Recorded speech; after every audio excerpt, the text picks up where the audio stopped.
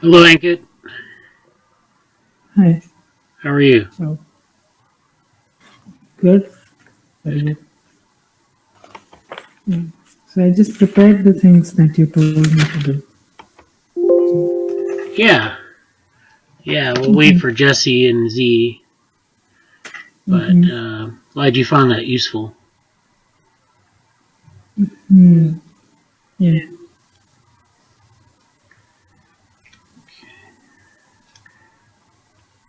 How's everything else going for you?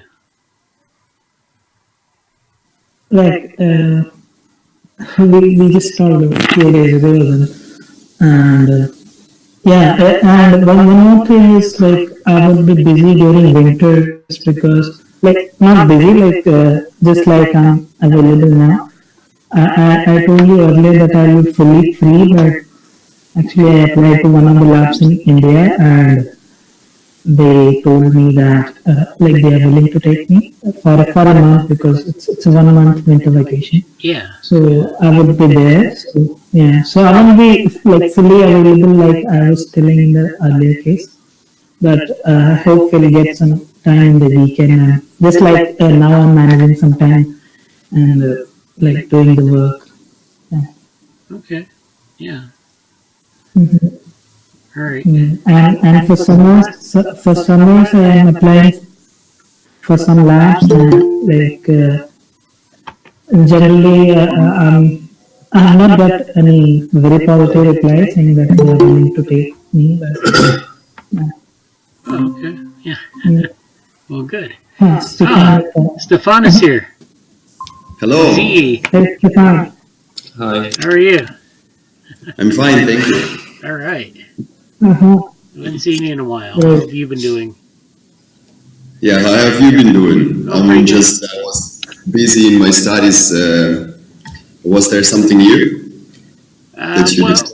We've been working on the paper. We've been doing. We did a presentation.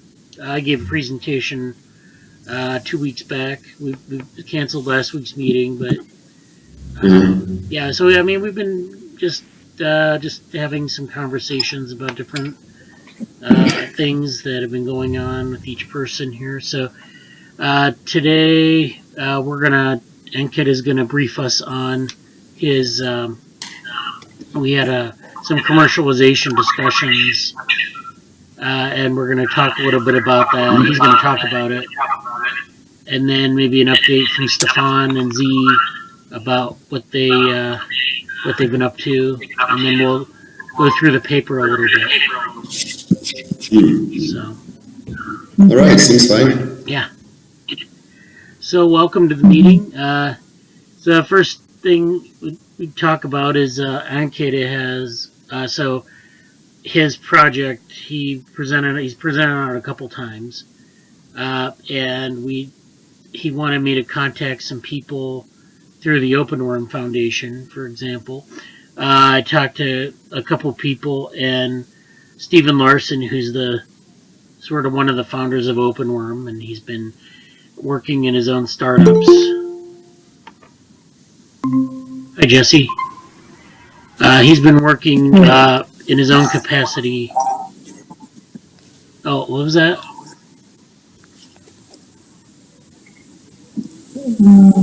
Okay. So, yeah, Steven's been working in his own capacity at different startups, getting them off the ground. So I figured he'd have some good advice for Ankit. And, we had a discussion about different strategies you can pursue to commercialize your work. Ranged from sort of getting people's attention, different companies or investors, to creating educational applications for the web, and using mechanisms like Patreon to earn money from that. And it's not easy, and there's no real good guide to success, but. So Ankit, do you want to go through some of your thoughts about that, or like a plan forward? Yeah, exactly. So I'll share my screen with the same presentation. I'll add some points. Okay. today. So yeah, so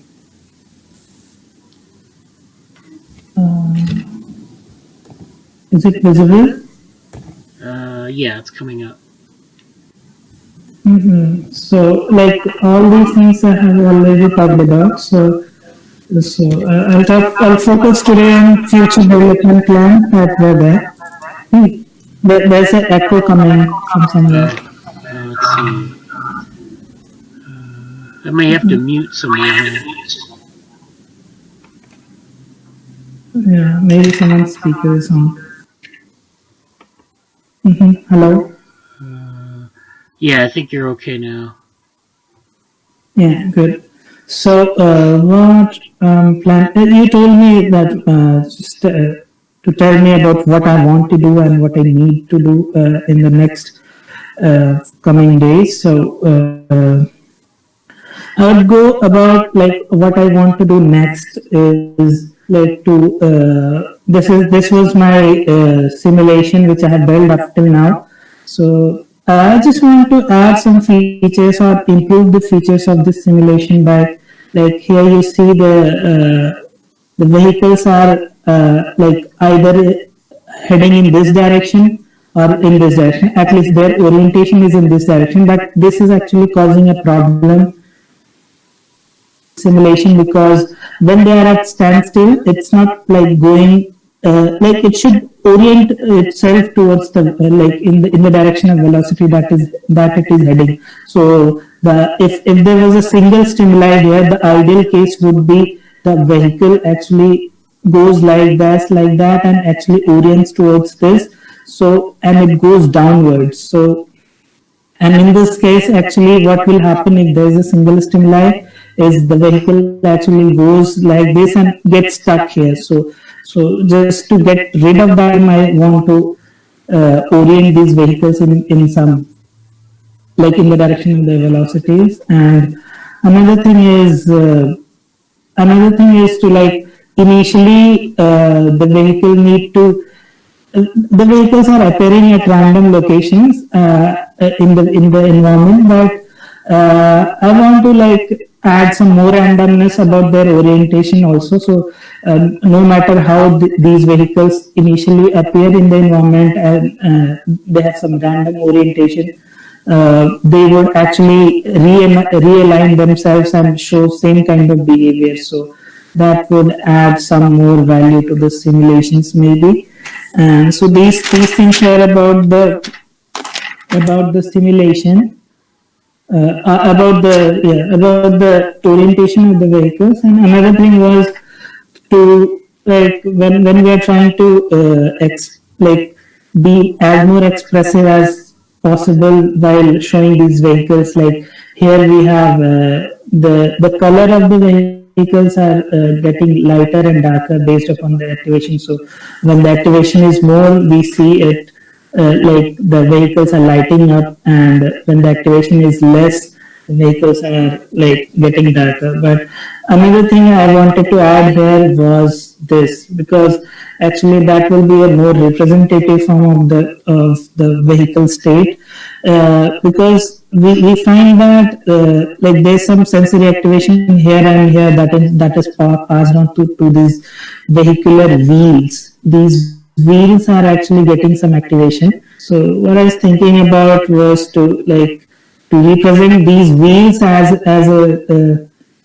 some kind of activation. Like when the activation is more, it will light up, and when the activation is less, it will not light up that much. And a result based upon that, the actual vehicle activation will be portrayed in that manner. So that is another thing that I wanted to do. So yeah, so actually I'm just planning to add some more features and just telling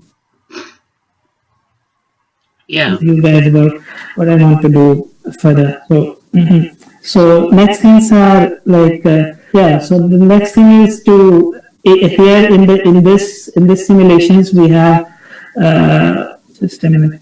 We have the vehicles, like there's no interaction between the vehicles. The vehicles are just governed by the stimulus, and as you can see, they are like like they are just colliding amongst each other. But as I talked earlier in my talks, that this won't be possible in the real world because they would collide on each other. So we need to add some kind of interaction between the vehicles, so that the vehicles interact between themselves, so that they don't collide with each other. So I've thought of some very simple algorithms, but I think we can like implement the Boyd's algorithm that you talked in the SOM, your SOM presentation last day. So that might add some another like, in that case, the vehicles will be interacting with the stimulus as well as the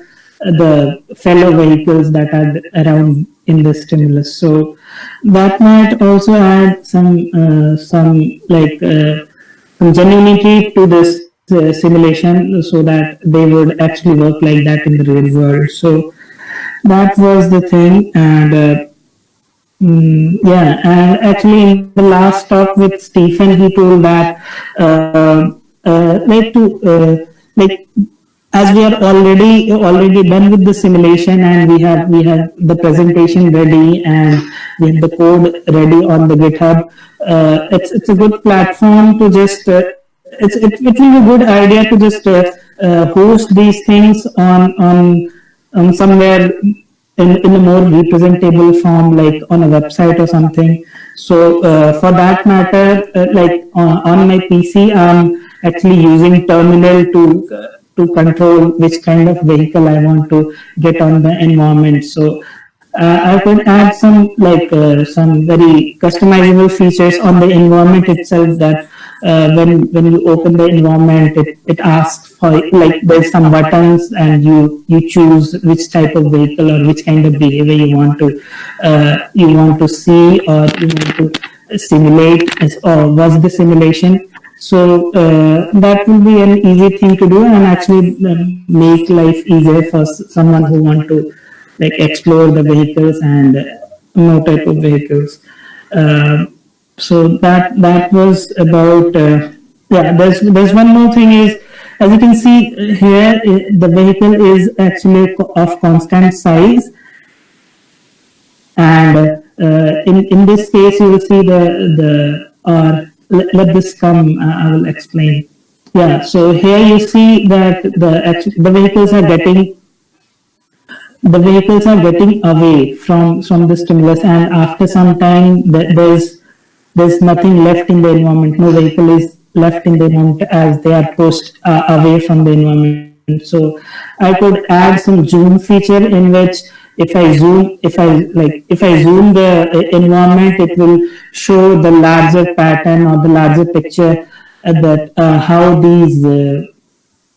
these vehicles are interacting. And there might be something that might come up, because when we see the larger picture, like in lots of vehicles in it, it might be looking like something different that we can't imagine in this small environment. So Yeah. zooming is another thing that I want to add a feature in this. So this was about this present simulation. So and to put it as some kind of educational simulation, or so as I told you already, I can put these things on a website, and GitHub provides static websites for free. So, and just to make my repository on GitHub more rich, I can there's some project tab on my repository. I can add a website and these information or simulation on that too. So I need to integrate these things, but it's doable, and this will be like good representation of what I'm doing and what anybody is doing. So other people also might do the same, to just like to showcase your work in a better way. Yeah. So yeah, yeah. That looks good. Yeah. Yeah, I think you would have to add some features in like that. I mean, like the presentation part of it for education. I think that's a good way to go for like the short term. Um, I mean, we'd have to, of course, you'd have to probably add in features like that, and then maybe do some. I guess a lot of this is debugging, sort of at a very high level, where you're kind of yeah, like seeing if it's like something that you can run independent of like just a demo, and say, because people run it like in different conditions on different machines, or they might run it on a web app or something. It's good that it mm-hmm. doesn't break because that's not great Uh-huh. when people see it broken. I've seen a lot of things like that where you go to a web app and it breaks all the time. It's not fun. So that's one thing Uh-huh. you would want to make sure you do.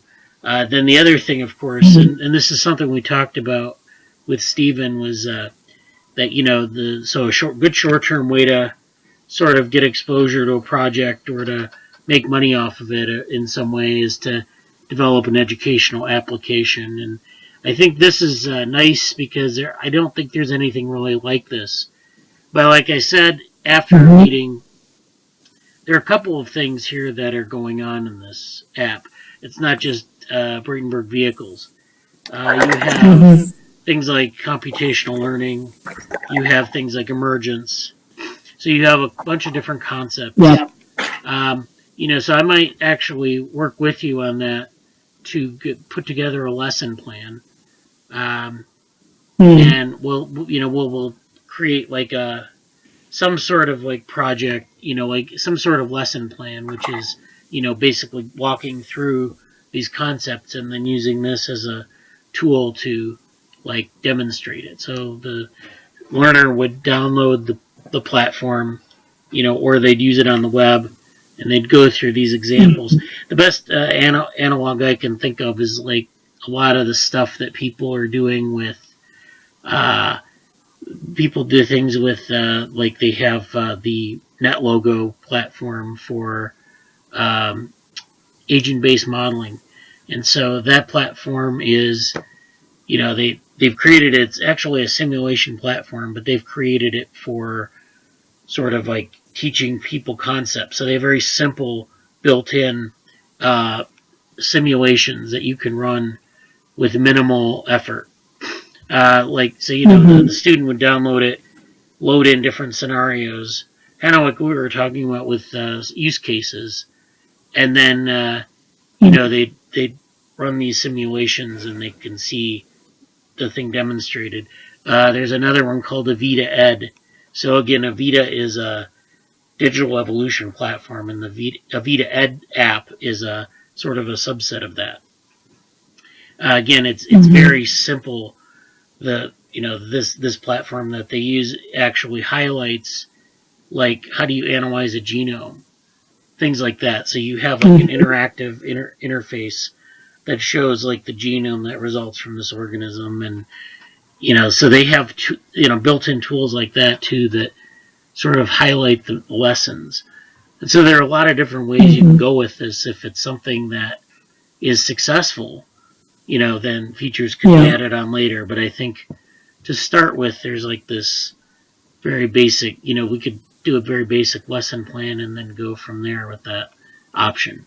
Um, yeah, so I think that's doable. We'll have to talk about it Mm-hmm. more as we go along, but I think a good first step then would be Yeah. to kind of think about it that way as a lesson plan, and then maybe we'll put together. I'll put together a draft of what it might look like, Mm-hmm. and then we can discuss it. Mm.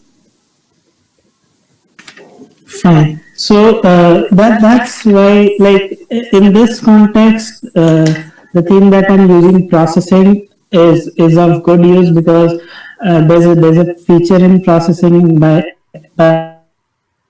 which like these are the codes that I have done already. So there's a thing that actually directly converts these codes into web apps or to convert into exe files or anything like that. There were a lot of things I saw actually, and actually converted one of these codes into, like, one of these simulations into exe file, and actually I ran it on Windows, and it was like working very good. So like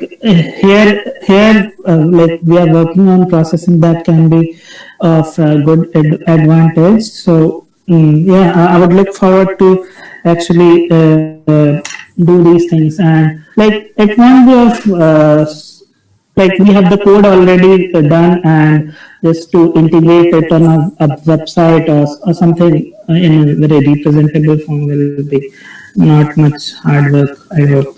So yeah, now I'm done with three type of vehicles. So the next plan is to move on to more type of vehicles as we go along. For more type of vehicles, we see different behaviors. So that would actually add some good points to these simulations. So because until now we have very basic emotions, but later on when we deal with vehicle 6 or 7, there is something like the book talks about logic and knowledge and things like that. So it would be hopefully exciting when I'm done with the more vehicle types. So this was it. So Okay. and so this would be my first phase of project. So, and the second thing was to like mix these vehicles in the environment, or introduce different label stimulus, which actually, like in this case, every stimulus is affecting the vehicles in the same way, like to provoke a coordinates as a behavior. But if we have different labeled stimulus, which was originally in my GSOC plan, so that would actually add some more feature to this simulation. So actually, in this, if we have something like, say, this provokes coordinates and this provokes love, so what would happen is this would actually get away from this vehicle and just get stick to this stimulus. So that might look like a good thing later on. So yeah. Yeah. Yeah, so it's good to sort of continuously develop it like that, where you go in different directions. Yeah, I think that looks good. We've actually, in my DevaWorm ML group, we've been talking about like how, there are certain like sort of niche areas of machine learning. So, I mean, I know you've talked a little bit about deep learning. Is this something that you envision as a niche area of machine learning, as you've said before? But is there something that can you think about, like how? I mean, have you thought about more about how this is going to? So you're training the agents on images here. Yeah. Yeah. So, So have you been thinking about like how you might, customize this for something like that? So like the earlier plan was, I'm still sticking to that, like to classify these stimulus as into different labels, and thereafter provoke that kind of behavior in the surrounding stimuli. So, but doing that thing will be like that will consume a lot of time and a lot of other things. But so I just about this today, that before going into like training the stimulus, we should keep the thing that in mind, like Stefan said last in the meeting last time, that like we should develop the things as much as we require. And if nobody has any value of these classified stimulus, and like for that matter, we can just label these things manually instead of doing deep learning on these images. So like we can do that. We can apply deep learning on these images or other stimuli. But as far as it is not useful, or until we are not sure that it will be useful. I'm just planning to get this, like keep this idea on hold, or like we will have this idea always, but once we get assurance from someone who might be funding on this thing, that it will be of any use, or then we can go forward about this. Because I thought about the open, the way Open Warm project is. They actually, I don't know how they are doing about interaction with stimulus, but as the project is to stimulate a worm, there might be something like deep learning involved, in which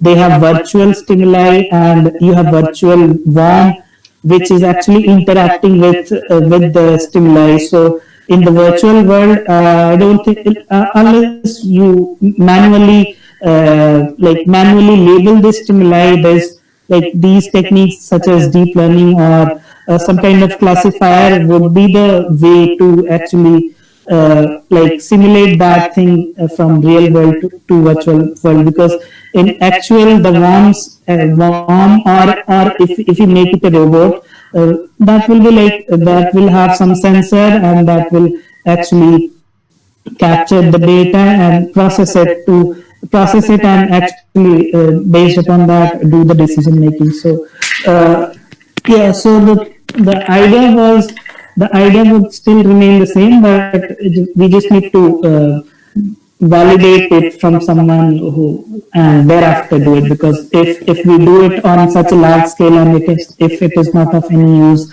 then it will be like not such a good effort to make. So Yeah. Yeah, I think it's worth maybe exploring more informally, but I think like to get like some foothold in that area, or to understand it that way, we'd have to have some like set of like benchmarks or experiments. I mean, my understanding is that a lot of the algorithms that people do in machine learning, you get benchmark tests. You might use like a set of images, or like some data set that people use, and they benchmark their algorithm on it, so it shows like where the strengths of the performance are. So like, we think about like, well, we talked about this in my Diva Worm ML group, with like the iris data set, which is a data set of the flower, the iris, just pictures of that different type of flower in different contexts, and then people run an algorithm on it, and they have like, you can go to the literature and find comparisons. So like, we ran this data set at this, like it took this long to find features. We found these features, they're comparable to other algorithms, and that's really the hurdle there, is to get like performance on a benchmark data set. And if you can show that, then I think you can like at least make a case that this is worth investing in, or even just getting people to use the program. Because that's another thing we didn't talk about, is that you can a lot of times, if you have a good user base, that's also very good for with open source. We're putting things on, we're putting things out in the open, and then we're letting people use it. Sometimes there's subscription models that you can use for that, where if people are let people develop with it, but they're features that you might set aside for visualizations, or for like applications or something like that. But the best way to get people interested in that type of thing is to really show them that it does something good that they want, like a benchmark performance, or something else. I think that looks good. I also wanted to point you, and I'll give you the link later, to something called Complexity Explorables. And this is a platform that was developed, I think, by the Santa Fe Institute, or maybe it was one of the groups in Europe. But anyways, in fact, I think it's Dirk Brockman, who's a complexity scientist. Anyways, they have these demos that they have on the web. And in physics education, they've always used these really effective demos to get across ideas. In Complexity Explorers, they have these very nice slick visualizations that are very, they run very well in a browser, and they show some concept like, emergence is just the tip of the iceberg. You'll have like an image where you have like some bricks, and you have a slider, which is your parameter values, and then it allows students to play with parameter values and, watch what happens in, say, like a big population of bricks or something. Say you're looking at avalanche behavior, how many bricks do you have to add to the top of the stack to get the whole thing to collapse? And people can play with that, and it's very, it's very attractive. So the space is somewhat populated by, different applications, so that, it's not like you're, depending on what question you're asking or what thing you're simulating, there may be, 100 simulations out there that, and in various states of repair, that will do this for people. So, it's kind of important to find like a niche or a distinction of your platform. And so Complexity Explorers, I like it because it's very attractive visually, and it's very smooth running, and they seem to maintain it. So, if you can maintain it and engage with people and have something that's attractive, I think that those are the keys.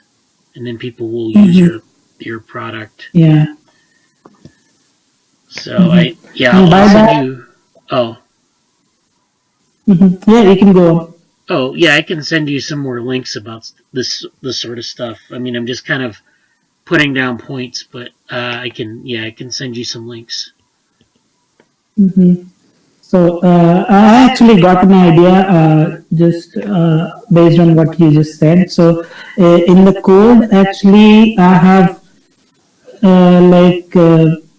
I've set some values to these activation functions, and like the values based upon what the value of key1 and key2 is, these simulations are actually happening. So we already talked about that we want to add some buttons or make the simulations more customizable for the user. We can ask them to put random values based upon what they want. So we are already asking that what are the number of stimulus and what are the number of vehicles allowed in the amount. We can ask them something like what is the value of K1, K2, and these activation functions are the type of activation function. So that will actually, if someone is interested in doing some kind of analysis, it will be of some use to them, how aggressive behavior, how much aggressive behavior is portrayed based upon those values input. So that will be another thing to add a customization. And yes, you said there are two things that are coming out of this. First is computational learning, and second is emergence. And as I would develop these things further, so I hope this will be relevant to our paper also. So I could add some points there and hope it works. And that's all. Yeah, I think that's a good idea. We can talk about some of it in the paper as well. So that'll be a good, stepping stone for developing something. So, well, thank you for sharing. We'll be talking about this back and forth, continuously. So I'll try to get in touch with more people and see what we can learn some more about this. And so yeah, if any of you have any questions about the commercialization stuff, we can talk more too. So Ziyi, Stefan, Jesse, do we have any comments on that, or do we want to? I'm glad that you brought up Santa Fe Institute and Complexity Explorer. I've only really just begun to look at them, but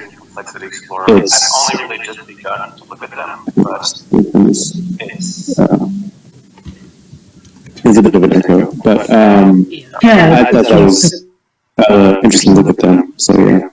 Oh, Oh yeah. So I can send the link out to the rest of the group. Just like the way they do their simulations. I think actually the Santa Fe Institute doesn't really have a direct hand in it, but I think they might sponsor it. I think the Santa Fe Institute also has like some more things oriented towards like short, like online courses. So like they have an online course system where they offer different courses, and they have of course different simulations to get the point across. So, I mean, that's something that is worth exploring. It's, like I said, the key for something like that is to get something that's visually appealing, because there are all sorts of people who have created simulations like this for, just for education. Sometimes years ago they used to do like Flash animations, and I actually have a collection of them, old ones. So they're the like people have gone that route, and like the thing about now, you have nice integrated web interfaces, so it's definitely worth the time to kind of find a good, nice presentation style. If it's good, people will use it. So. Mm-hmm. Uh, Yeah, and actually, I was thinking about we have like in our case we are doing these things. We have the documentation, code, and website and presentation, everything ready. So just use these things for the educational thing, as you said, and also keep developing the things that we are doing. This may work for all of us. So oh yeah, definitely. Yeah. So yeah, well, let's keep that going. Momentum is the key. Just yeah. thinking about it, and yeah, little bits of progress are always better than none. So that's good. Z, Stefan, did you have anything to add to that, or?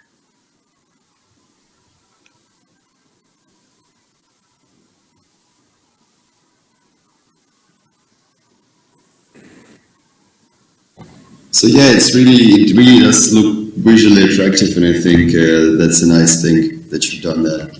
That will probably attract some more audience this way.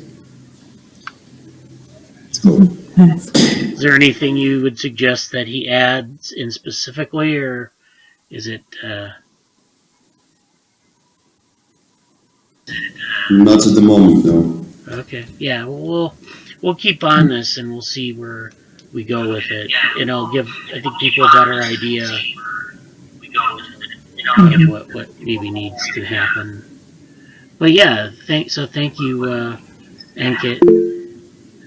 Okay. Yes. Thank you. Z says he finds good potential in the platform. So again, we'll revisit this later. So I wanted to now turn to the paper. Anyone else have anything else they wanted to bring up as an action item before we move on to the paper?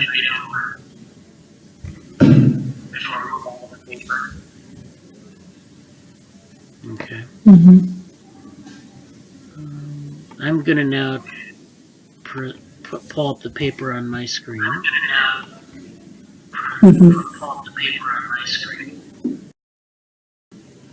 Alright. Can everyone see the paper?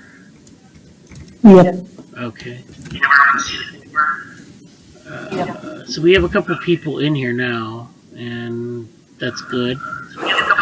So let's look at where we are. So this is the current title. And I think if you want to change it, you're free to propose changes to it.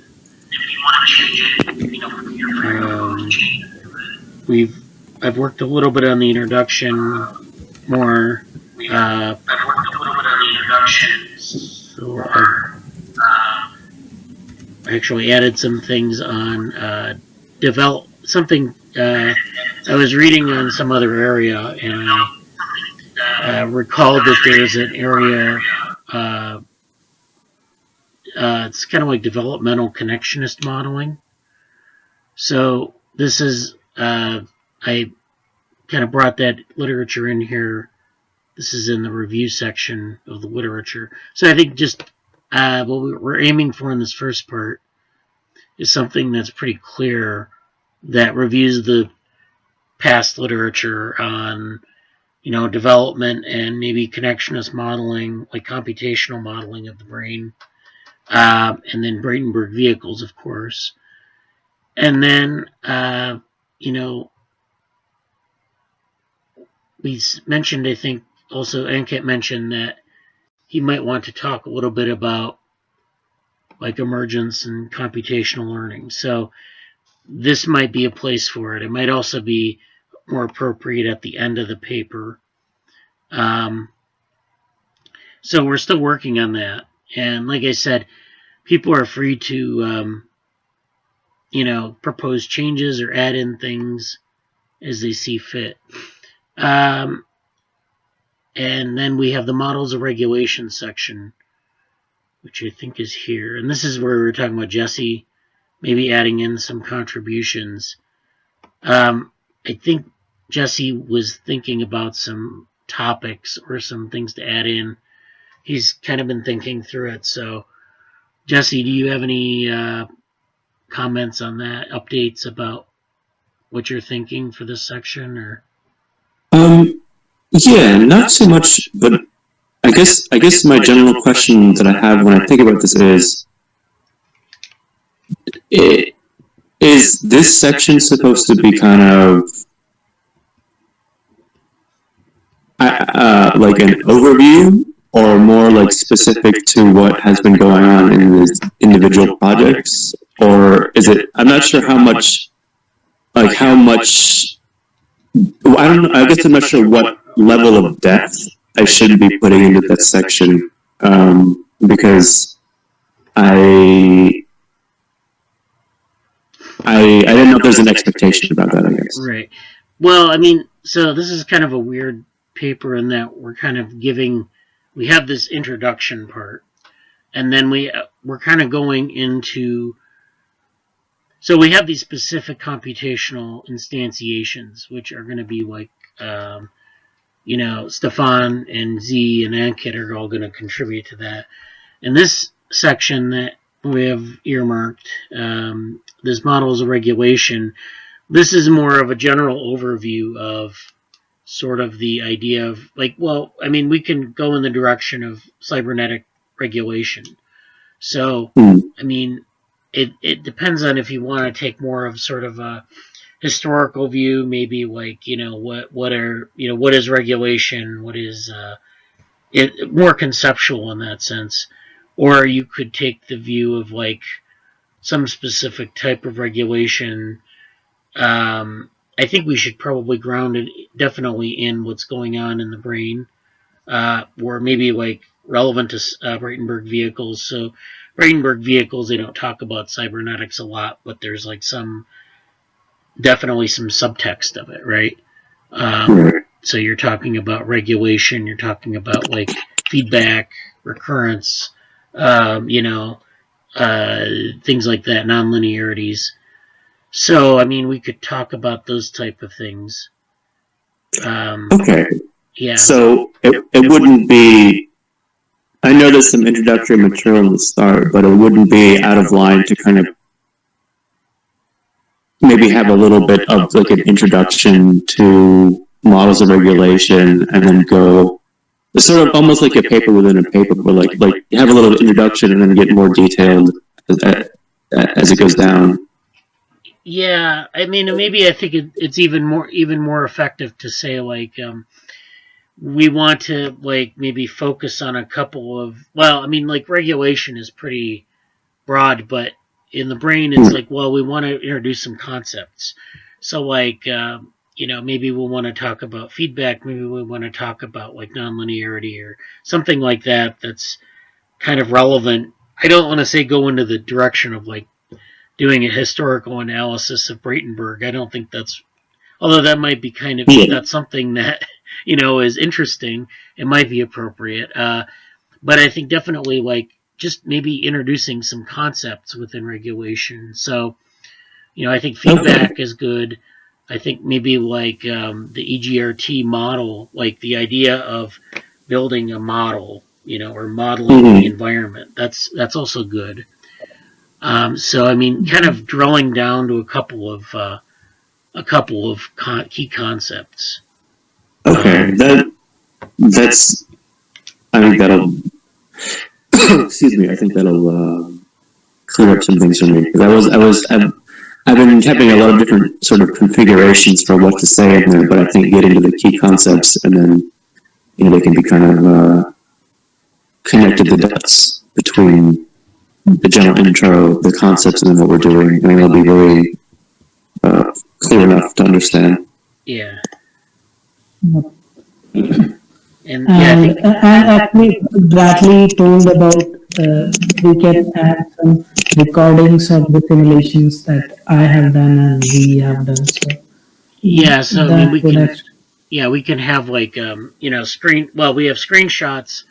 Well, we can also have short like demo recordings. Like, if you think of if you've ever seen too many papers where they have supplemental materials, but they'll often have like little movies or screenshots that might be like a minute long. It's just a demo of what's going on there, a representative sample of the simulation as it's running.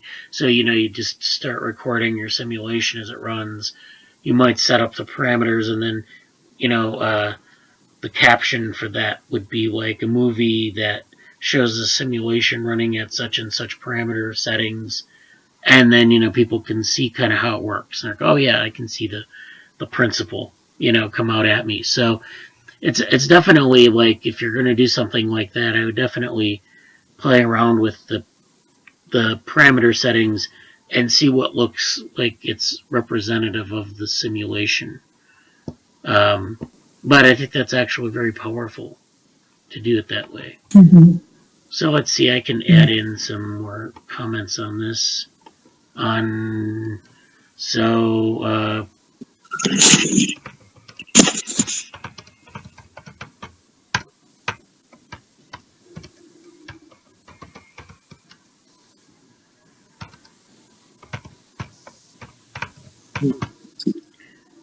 I don't know what other concepts there are, but I guess I'll leave it to Jesse to like maybe think about like 3 or 4 key concepts that we should talk about, and then maybe we can move from there in terms of how it's actually going to be written out. Because I sent out a paper on it's a classic paper in cybernetics on teleology. I know you saw it in the Slack, Jesse.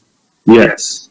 So that it's interesting, and the thing is that they talk about these things, but they don't really ground it in too much empirical stuff. Like, back then they didn't have a lot of like simulation work, but they were just laying out these concepts, which is good. But it's good to revisit these kind of papers because they have a lot of cool stuff in them, and they're probably pretty relevant to maybe what's going on in the early 21st century.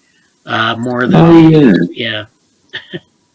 I looked at this paper a long time ago, and I don't remember any of it, but I looked at the first page of it again, and it's like, oh yeah, it's Rosenbluth-Winger and Bigelow. So. Yeah. Anyway. So that's the type of thing we're looking for, and then of course with the videos here we have. Let's see, where did I put Ankit's note? Okay. So this actually the emergence part here, again with Ankit. I don't know if we need to really review too much about emergence. Maybe just define what it is, because it is a tricky definition. But maybe what we'll do is we'll talk about how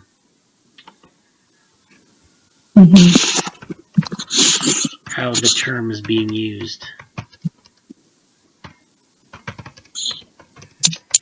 So, we're talking about like a bunch of agents and they're doing something, and then they're exhibiting collective behavior, and we don't we'll just kind of like briefly talk about it, and then later on we'll get into the actual instantiations. So that's that's a good thing there. And then I think, we don't want to like overload the reader in this first part. So I think we're getting to the point where, we don't want to add like 7 pages with some of the, like with Jesse's part, we might break it up and put some of it in the latter after the instantiations, but we'll see. It's better just to get things like written up, and then we can figure out where they go later. So that's definitely 2 things we want to do. And then now we have the methods. So I have a methods section, and so with the stuff that Ziyi's already written up, I've taken that and I've kind of separated out the kinds of things that we want. So for methods, we want things like equations or like descriptions of method. So like I know like Stefan has a write-up already of his project, like with what kind of code is being used, what kind of toolboxes, and then are there any equations that are important? So any functions that we need to define. That's what we're looking for there. And then the results part is where we talk about, in this case, it's a little bit different. We have this short introduction to what we're going to talk about here.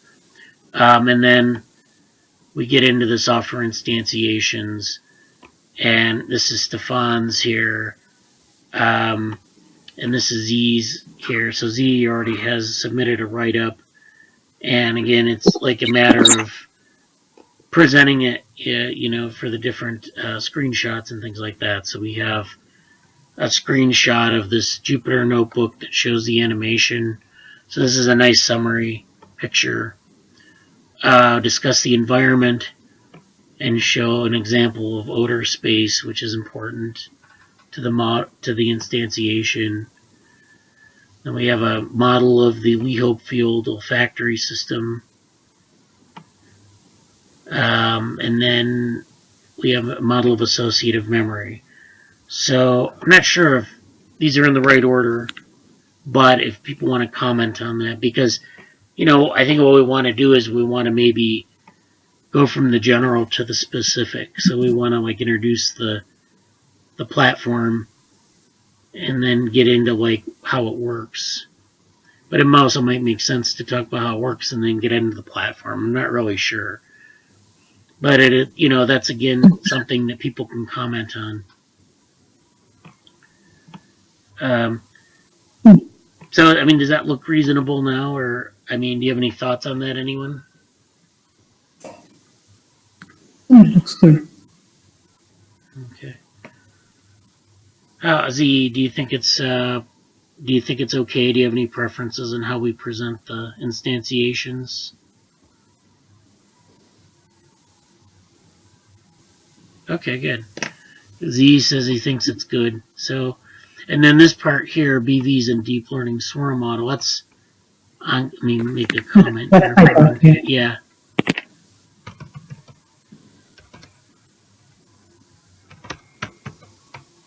And then this is, of course, like Ankit's platform. And here I think we can talk just about how your platform works.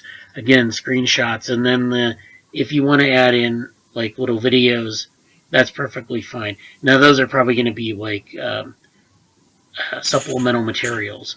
So that would be something that people would click on and then see it outside of the paper, but it would still be, we'd have like a little caption describing it, and then people would run it. And then discussion and future plans. So that's sort of the summary section. This again is like if people could like kind of discuss what they see, and I think Ankit was talking about this very succinctly. What kinds of things do we want to see in the platform in the future? What kinds of things need to be added or improved upon? Okay, so we have some things here.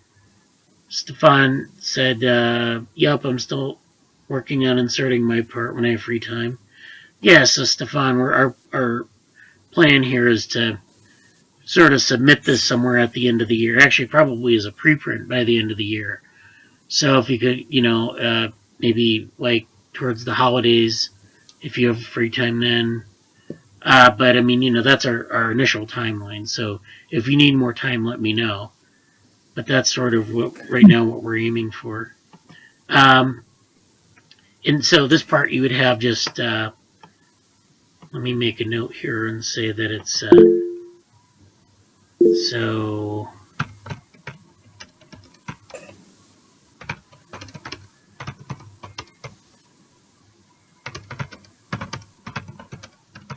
how software could be improved. All right, and then so then that's something that I think is pretty. I think if you've been in, if you've used your software and you've been in that mindset, you probably could answer that pretty easily. Okay, thanks. And then so then we have a section on use cases. So this may or may not happen, depending on what we have. What I was thinking here is that you could have, some cases where you could use this model. How is this model useful? Maybe that's a good way to put it.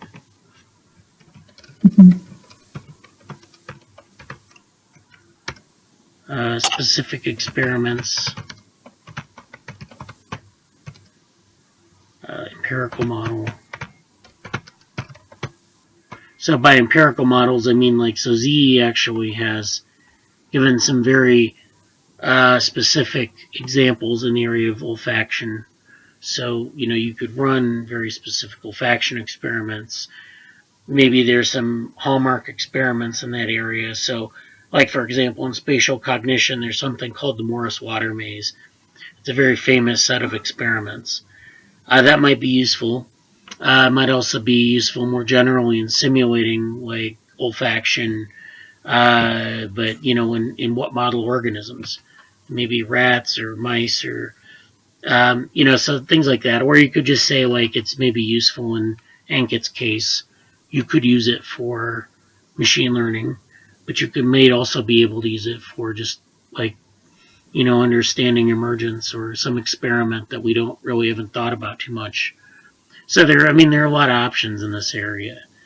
But basically, I want to summarize it and then of course we could have another, so let's see. Let me put in here to be determined, follow-up.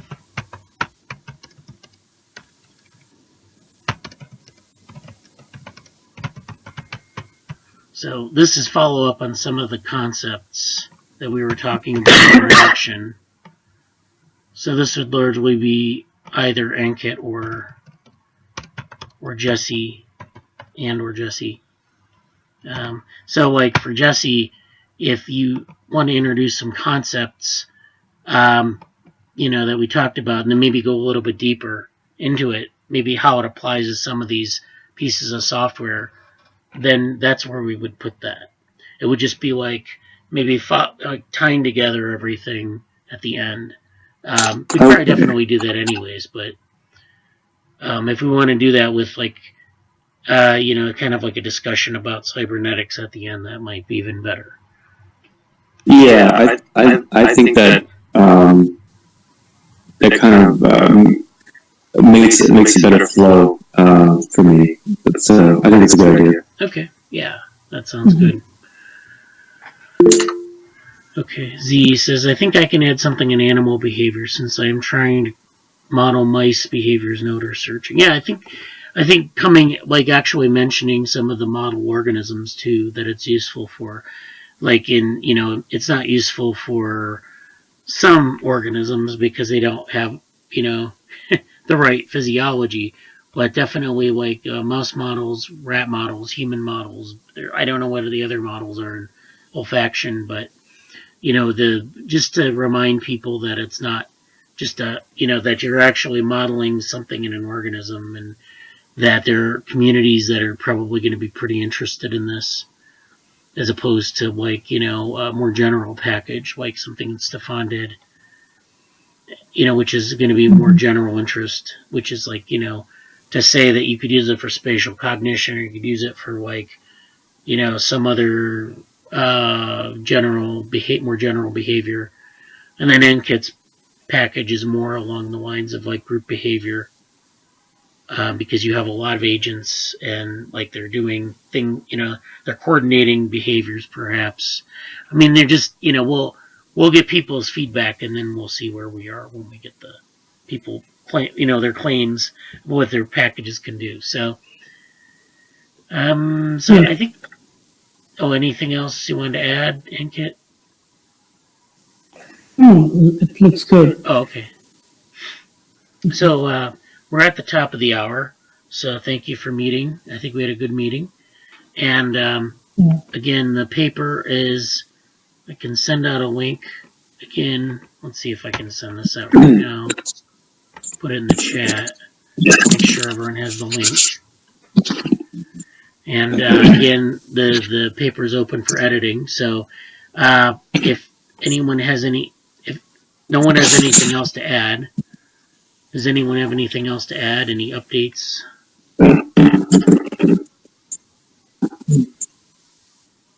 That's all for me. Okay. Yeah. Stefan or Ziyi? I guess I would also say, just as a general thing,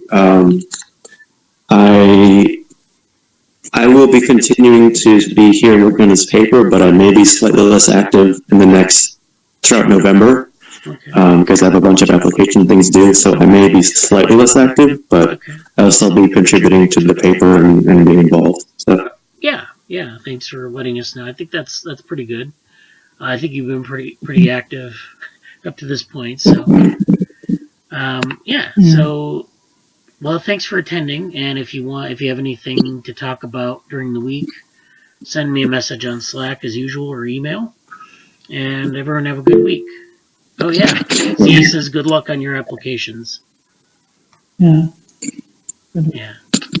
all right, take care, everybody. See you next Take week. care. Okay, talk to you later. Hey, good to see you again, Stefan. Yeah.